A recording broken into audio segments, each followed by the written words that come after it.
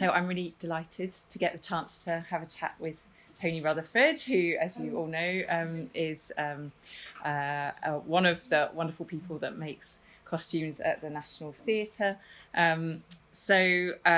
We've got about 20 minutes for us to be talking, and then we'll open the floor so that everybody gets a chance to be me and and get to grill Tony. Tony and David. Yes. We're joined by David. So first of all, Tony, could you just tell us how you got this gig, how you got to work for the National Theatre? Oh, but that could be 20 minutes alone. The shorter version. I originally trained, I went to college with fine art, and then I was going to be a filmmaker, so I made a film which was a Victorian set thing, so I had some terrible costumes for it. Then I moved to Brighton and was going to make films, and I got a job in a fancy dress shop because I'd sewn something. And then I got a job for a lady who made film and TV things, so I worked on The Phantom Menace, I'm afraid, sorry. And then I got a job at Glyndebourne, the Opera House in Sussex, originally in the ladies' department, and then they needed some help with tailoring, so I moved there and I just fell in love with tailoring. And then I decided to be a freelancer, so I did about 5 or 6 years freelancing where I taught myself pattern cutting, and then got sort of slightly poached by the National, who asked me to go work there, and I've been there for 7 years now, and it's the nicest place to work in London. It's just such a brilliant place. There's certainly an amazing sort of atmosphere between your colleagues, Yeah. which is apparent even in an online kind of scenario. Maybe if you could just talk us through the process of making a costume like the one next to you. I don't know if there is a typical one or if they're all very different, but... Well, usually the first thing we'll do is have a chat with the designer. So every show has a designer and a costume supervisor. Sometimes the costume designer works on the set as well as the costumes, so sometimes you get to see them a lot and sometimes you don't, because the set seems to take priority, which is fair enough because it could kill someone. I'm not sure if anyone's been killed by costume. So we talk, we have a design presentation usually, then we allocate who's doing what. So there's usually men, the men's department, the women's department. And then after that, the actors come. They're usually in the theatre for about 6 weeks. In the first day of rehearsal, they come to us and we measure them. And then, as a cutter, you look at the design, you get the measurements, and then you draft the pattern. And then you cut it out the fabric, you baste it together, which is hand sewing with, I don't know if you're familiar with basting cotton. It's this very soft, white, it's quite thick cotton that you hand sew the whole costume together. And the reason we use that is because in the fittings, sometimes you want to rip it apart, and if it's soft cotton, it just falls apart quite easily. Then we'll have the fitting, and then once the fitting is always the most interesting part, because half of it is about, oh God, I hope I cut this properly. And half of it is about the designer going, actually, I'd rather have the trousers, I'd rather have the shorts, or I'd rather have the sleeves longer, or a longer lapel, or, it's where the designer has a chance to really change their mind. And then we stop, and then that's it. If only that were true. And then we take the whole thing apart after the fitting, and then we start making it. And sometimes we'll have a second fitting if the designer wants to have a second fitting, and then we make it up to fit. That's the process. It's quite an involved thing. And once they're made, then do you have a continued involvement with them once the show is running, or there's a cut-off point. So usually the show will go into technical rehearsal for 4 or 5 days, at which point the director then says, actually, I don't like any of it. Could we have that in pink? Those sort of things. So then we get back and change it. And then there's usually about a week of previews. Mm-hmm. So that's when the tickets are slightly cheaper, and it gives everyone a chance to see how the show's progressing. I mean, things don't get changed. And then there's press night, and that's when we say goodbye to the costume. That's when anything that happened to them moves over to running wardrobe, who are in charge of running the show. And is that ever a sad process to say goodbye to? Do you get quite attached to them? After 8 weeks, no. I'm quite glad to see them. Right. Interesting. So a typical costume will take, or a typical show will take 8 weeks, you said? Yeah. Okay. All right. That's helpful to know. Yeah. And because of your experience sort of across the different domains, men's, women's, children, it sounds like you're in a really good position to answer a question for us about kind of the specificities of making costumes for children. Yeah. So what are the particular challenges for children's costumes? I suppose it was really interesting in when we went down the museum and Dominique was talking about the boys' costume. And I just want to read you something from, I did have it on a slide, but I'm a tailor, not a technical person, so I couldn't send pictures. So this is from the book I use a lot for cutting, and it's the 1920s. It's called The Modern Tailor, Clothier and Outfitter by Percival Thicket. And he writes about juvenile garments, and he's, excuse me for just reading it out. The cutting of juvenile garments requires very careful thought. For these figures, this is talking about boys, for these figures are abnormal, resembling the corpulent man, being extra erect, large in the shoulders and waist, yet generally short in the arms and lower limbs. Such figures need a longer front balance and careful adjustment of the waist measurement. And that's what you were saying, you know. So when you think of a jacket, it hangs. So the crux part of the jacket is here, it's on the neck point, and we call this the front balance, and we call this the back balance. And if someone's long in the front balance, it means they stand like that, which means they need more fabric from here to here. And if so that's called erect. And stooping is when someone's like that, which means they need more fabric in the back. So this seam changes, and that's so boys are very erect, so we have to cut for them like that. And then he goes on to say, juvenile garments are best cut roomy, for it must be borne in mind that boys grow rapidly, and clothes soon become too small for them, especially with regard to the length of sleeve. It is best to leave good upturns in the bottom of the shorts, jackets and sleeves. That advice in the 1920s is absolutely the same as what we use now. They also, the children, they fidget an awful lot in fittings. When I first started at Blindbourne, we had a lot of children. They would have one chaperone for like 20 kids. But now each one has a chaperone. It's very interesting that it's very different. You know, back in the day, they'd all be lined up and say, you would wear that, you wear that, you try that. Now they're all, I mean, it's a bit better. They're treated individually, you know, and with a lot more respect than they were. But during this collection of Emil, one of the little boys fainted, which was a shame. Which has never happened with an adult before. So, but they're, you know, they're in many ways they're just little adults. You know.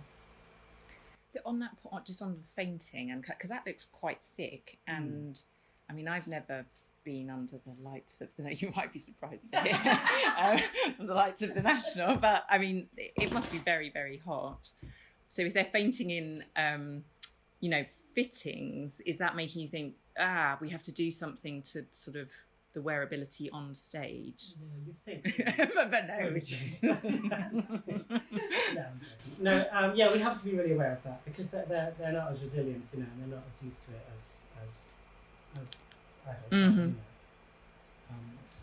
I'm sure I have other points. Well, we've got lots of other questions about. Let me see.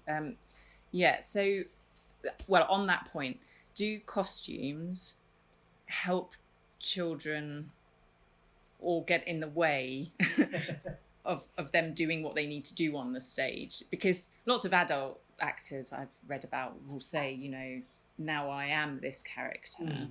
And actually in ballet shoes, Noel Stretfield talks a lot about how important costumes are in order to, and like one of them, particularly the one who finds acting and dance very difficult, she has to go around in her costume all the time just so that she gets into her role.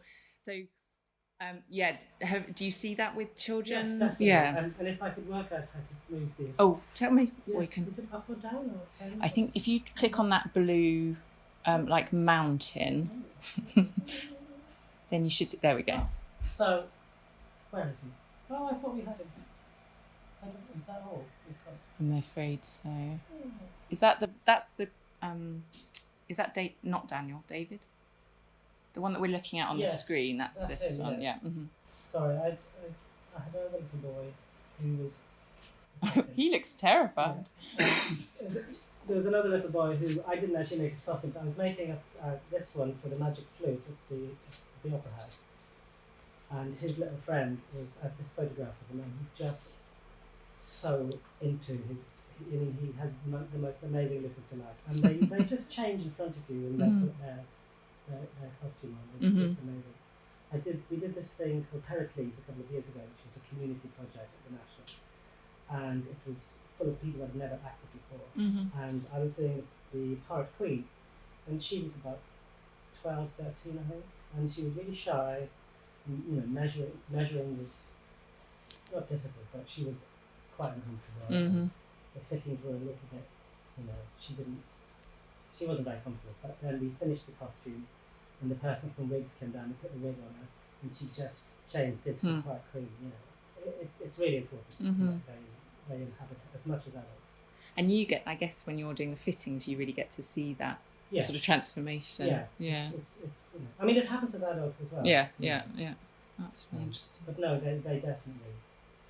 I remember once, I can't remember the production, but we just had 5 or 6 children around a table, and they were waiting for a fitting, and just overhearing them talking, it was like they were in their 60s, you know, because they were talking about all the different adverts they'd been in, and about all the different drinks they got, and all the different food they got, depending on what they did, you know. They were like little professionals. Really sweet. Really sweet. And those kind of, you know, so those children, often with lots of experience in their sort of acting, and won't necessarily be coming in, you know, not all of them, like the first child that you described, so more experienced. Do they have a bit more clout? Are they a bit more savvy? Do they say, "Oh, I don't really like this. Could you do something with this for me?" in a way that maybe an adult actor would? The only time that's ever happened is exactly the same as with an adult, is when we do a period on hold. So, you know, if they're a lot higher, so people aren't used to feeling that restriction. So you have to just reassure them, you know, this will be comfortable, just let it breathe, you know. And so that's really the only where a little boy would go, oh, this hurts, you know. And you would change it, or you would just say, no, tough? We would do what in the trade we call a French alteration. Brilliant. I mean, I know I'm in France, but it's a good thing. It just means we don't do it. We tell them we've done it, but I'm 9 times out of 10 they go, oh, that's much better. Oh, that's like parenting kind of. Amazing. French alteration. Wow. And okay, so largely. I'm just going to show you this. This is a based fit. So you can see the white, all this, the white thread that's basting cotton. This was for a little. This wasn't actually for the National. This is in my flat. This was for a TV, The Go-Between, and what was really interesting about having to do this was. There's a scene in the book and in the film and subsequently in the TV where he has to jump down a wood pile and he cuts his leg. And so in order to, but they basically got a stunt double who was a little person. And I had a friend who did that, but it was really, he was exactly the same height, but he's a grown adult.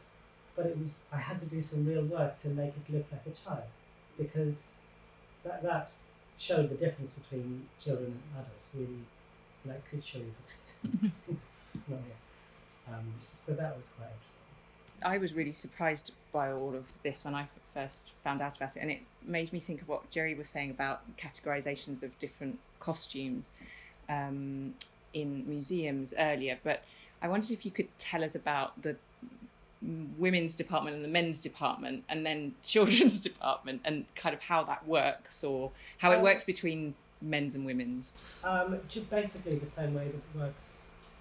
If it's a girl, the ladies department will do it, and if it's a boy, the men's department will do it. Although we're doing a new production of The Crucible at the moment, and it's very lady heavy. There's lots of costumes, so we've been helping them out. So I made a little girl's dress last week, which was quite outside my comfort zone. But so yeah, we're sort of very give and take. It was full of frills and lace, and horrible things. It took me forever to make. That's kind of and are they very? Can you describe to us sort of how it works physically? I mean, is there a sort of bit on the left which is girls and women, and then a bit on the right that are you physically quite separated? It's a beautiful big room, and it's got glass on both sides. It's very well lit. But so the ladies are at the top end, and the men at the back at the bottom, and then there's a sort of a no-fly zone in the middle where the irons are, and there's also there's alterations department as well. So okay, fascinating. It's not that we don't. I mean, interestingly, when we came back after the first lockdown, and we were all spaced 2 meters apart with screens, we actually mixed it up, so there wasn't actually a men's or a women's department. Everyone was just in doing the whole thing. And in a way, I wish that was still the case, because I mixed with people that I wouldn't mix with all day. And I just felt better. So why did that happen, and then why did it stop? Was it for practical reasons? I think it was practical. Yeah. The shows started getting big again, and so you need to be next to in teams. That you're passing the work to, or it just practically makes more sense. And just one final question on that: is one department bigger than the other? No. Okay. Good. Thank you.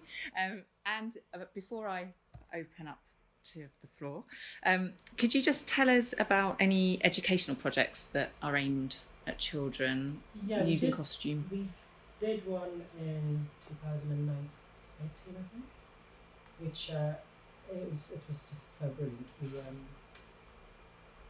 there were three tailors, me, Faye, and Babs, and we had this big room full of 12 to 15-year-old school kids, and we in a week taught them how to make a doublet.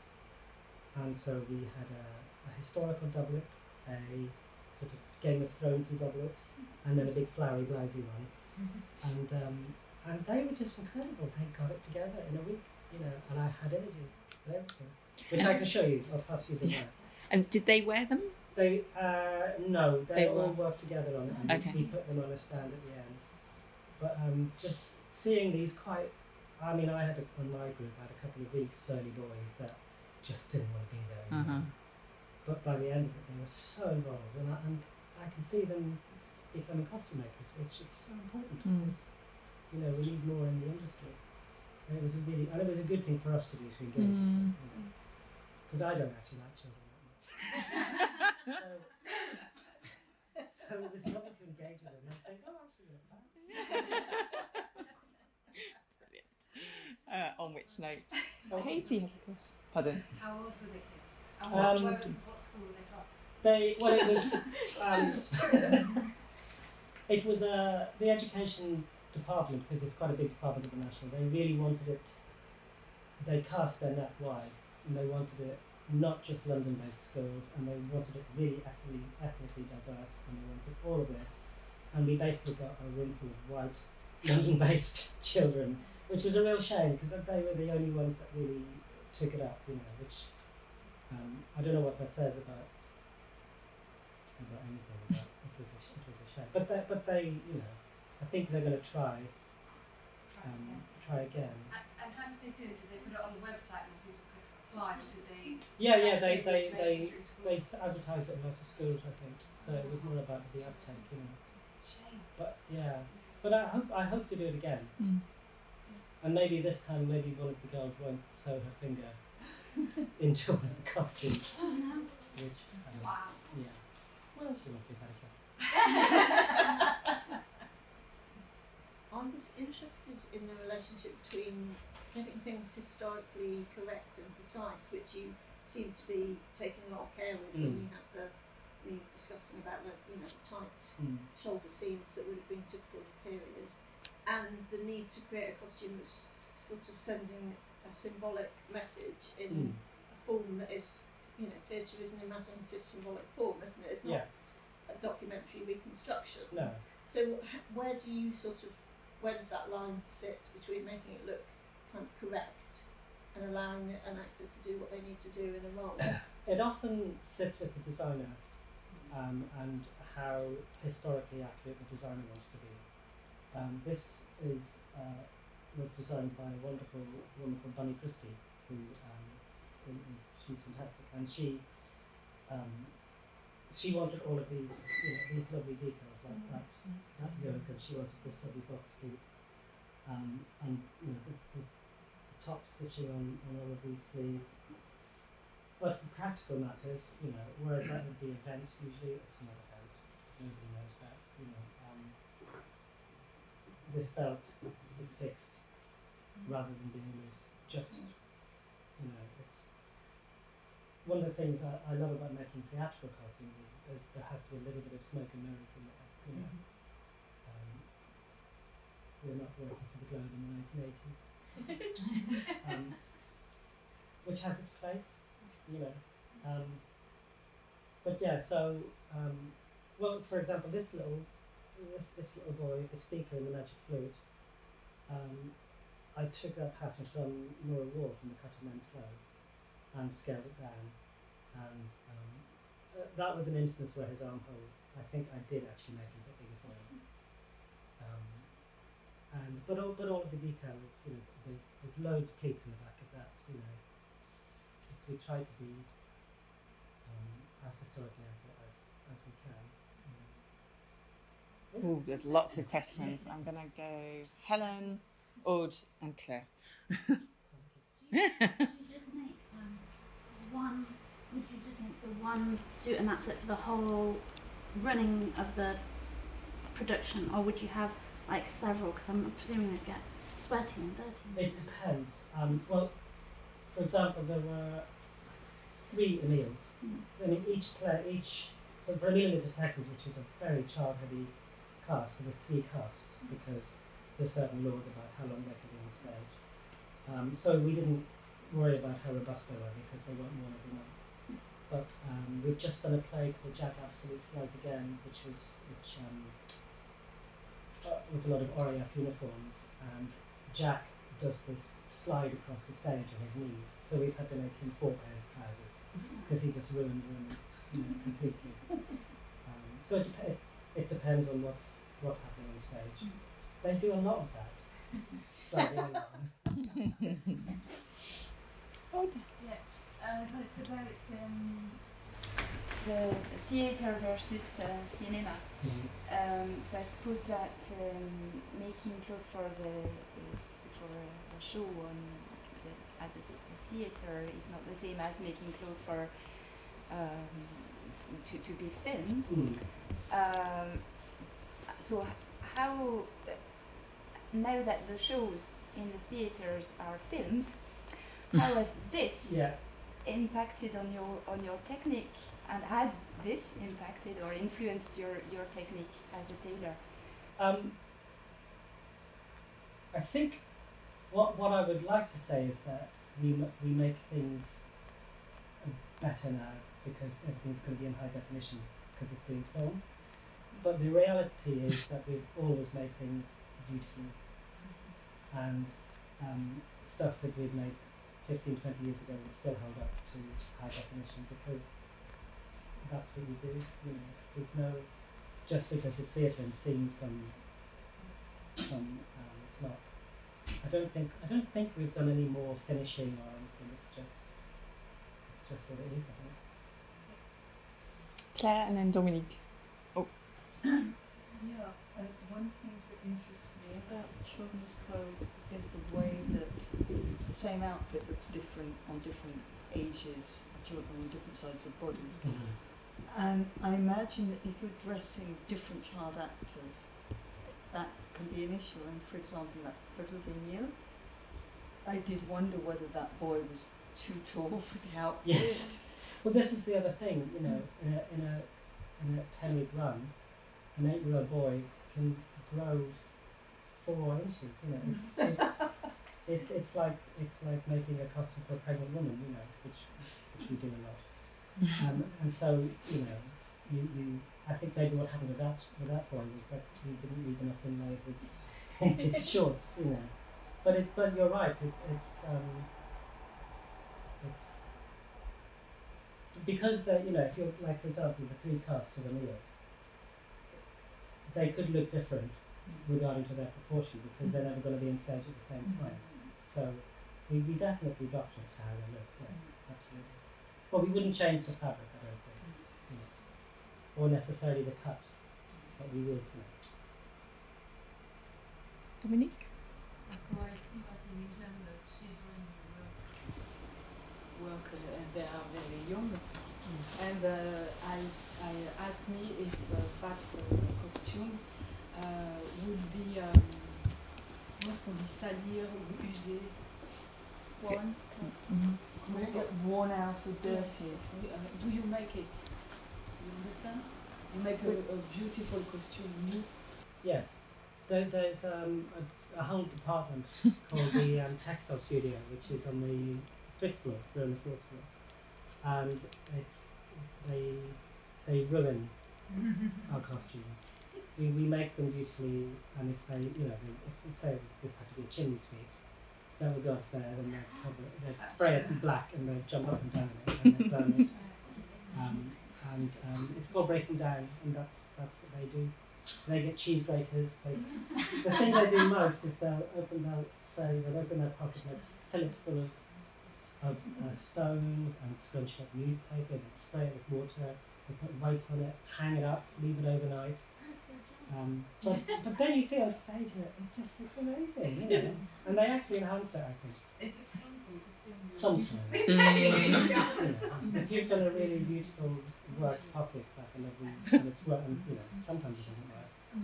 And then they just get a cheese grater on it. And sometimes you think, well, why did I bother in the first place? Rachel, I think we've got time for another couple of questions. Yeah. So I've got a question about ownership of costume, or particularly authorship rather than ownership. So, for instance, David the actor would look at that and say, that's my costume. Bunny Christie would look at that and potentially say, that's my costume. You might look at that and say, that's my costume. What's your position on authorship of that costume? This is the National Theatre's costume. As the National Theatre's costume, there again, okay, you've literally got, okay. This was drafted, cut, fitted, and performed at the National Theatre, so it belongs to them. It belongs to that. But in terms of it authorship, doesn't not belong to Yes. Oh, This is not. In terms of ownership, it's the National Theatre. Yes. So, is it also not your costume? Yes. In terms of authorship? Yes. I mean, Yeah. you know, I didn't actually do this one, but you're right. It is still David's costume because he wore it, and you know, he's been photographing it. So. But it's a question of sequentiality potentially as well, of whether it's yours when you're making it and just after, and then it becomes the actors potentially, and then it becomes the theatres. Although I know it's always the theatres. One of my first freelance jobs was I made some chorus costumes for Don Giovanni at the Metropolitan Opera in New York, and so I cut all the patterns, sent it all off, and then they demanded the patent because they didn't belong to me. Because I did it in their time, and I thought that was quite interesting. Whether or not they could make head or tail, I don't know. So if they were to put it on display in a museum, would they credit it to you or just the show in general? They would. That is interesting. That would be credited to Bunny. Yeah. See, this is the thing about authorship is that there's a hierarchy to it, even though it's actually co-authored as a garment and as an object. in terms of it, it's like the originator of the idea as distinct from the execution of it, the making of it, the wearing of it. It's so true throughout so many creative industries, isn't it? Absolutely. Maker is the one who's ignored. It's too complex to.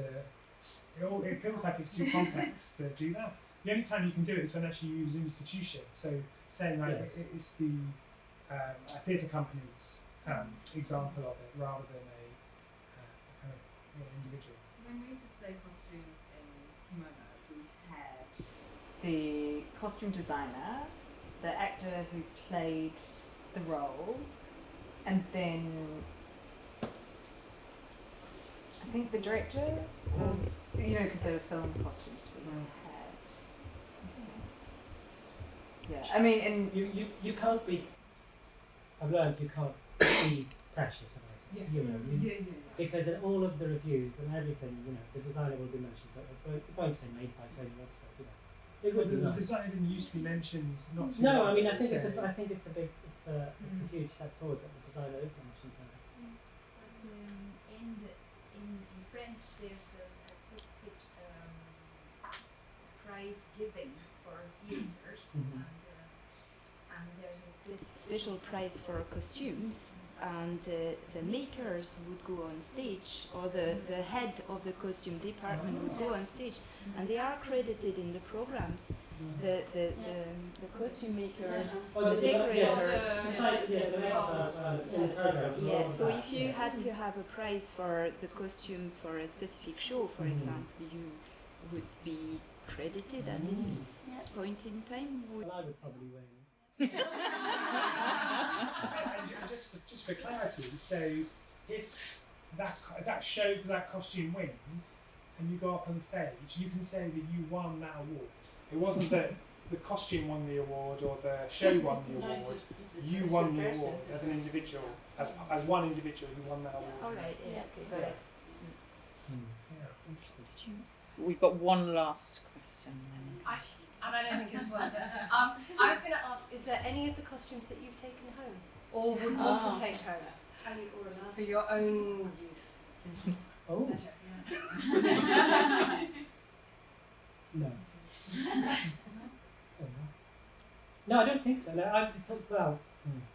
I'm a massive fancy dress person, so I make a lot for myself. In fact, I was the goddess for the Queen earlier on this year. At a thing. So no, I don't. I have no envy about making stuff because I make stuff for me. Okay, that was absolutely wonderful. Thank you, Tony. Thank you, everybody. Great question.